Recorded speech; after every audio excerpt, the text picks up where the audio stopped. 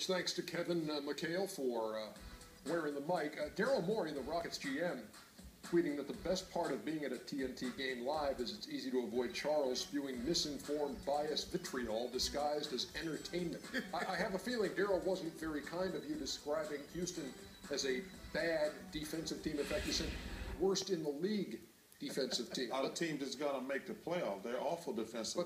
But they're if you look at the metrics on the thing, they're like number 5 in the league defensively. They're not. Just because you got good stats doesn't mean you're a good team defensively. They're not a good defensive team. They gave up 118 points. No good team gives up 118 points. I'm not worried about Daryl Morey. He's one of those idiots who believe in analytics. He went out and got James Harden and got Dwight Howard. They're going to tell me that's analytics. Then he went out and got Trevor Ariza. But then he went out and got Josh Smith. So, first of all, I've always believed analytics was crap. And I never mentioned the Rockets as a legitimate contender because they're not. And listen, I wouldn't know Daryl Morey if he walked in this room right now. So tell us how you feel about Daryl Morey's comments. Come on, man. And that was very vitriol of you to say. I just tell the truth. Well, I think the one thing that, there's something about analytics. However, your analytics can change over the course of a year by how you play different people and how guys improve. So the improvement of your team also dictates your analytics. When I first came into the NBA, my first 5 years in the league, I took 82 threes.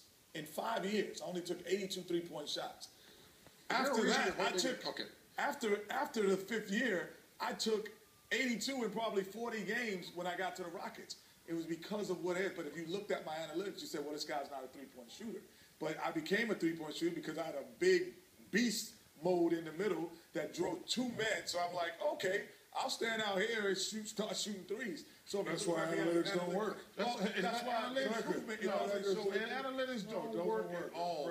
It's just a crap that some people who were really smart made up to try to get in the game because they had no talent. Because they had no talent to be able to play. I agree with you on that. So smart guys wanted to fit in. So they made up a term called analytics. Analytics don't work. What analytics did the Miami Heat have? What analytics did the Chicago Bulls have?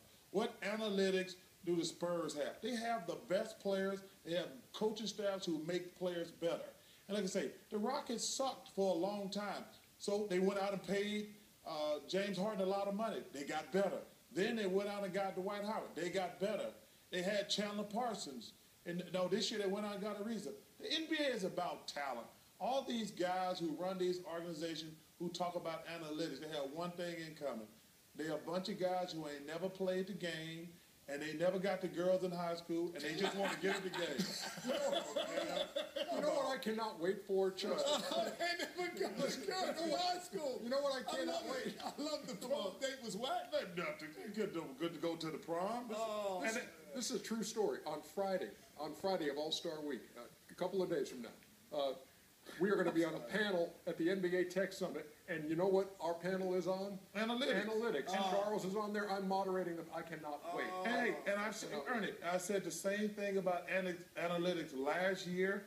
I'm going to say it about it next year. I'm going to say it about it Friday, and I'm going to say it about it 5 years from now. It's just guys who ain't never played basketball. They use that same crap in baseball, and they put these little lightweight teams together, and they never win.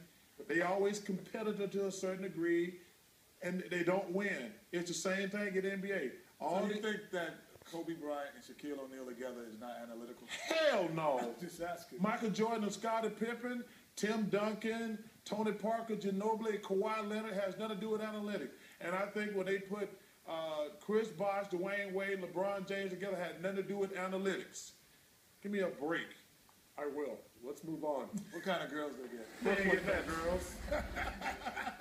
Lionel Hollins back in Memphis gets a nice ovation, well deserved for what he did for that franchise. Sure, Marc Gasol getting his All-Star jersey. We'll see him on Sunday at the Garden. Listen, I told you, I think the Memphis Grizzlies are the best team in the West. That was a great analytical move, man. Yeah, way to go get Jeff Green and make yourself a little bit more explosive to go with the best front line in the NBA. Has nothing to do with analytics. Give me a break. Yeah, Zach Randolph going around. Mason Plumlee. Give it to him. Analytically speaking, they should have blocked that. Yeah, I know. No, seriously. Yeah, he should have.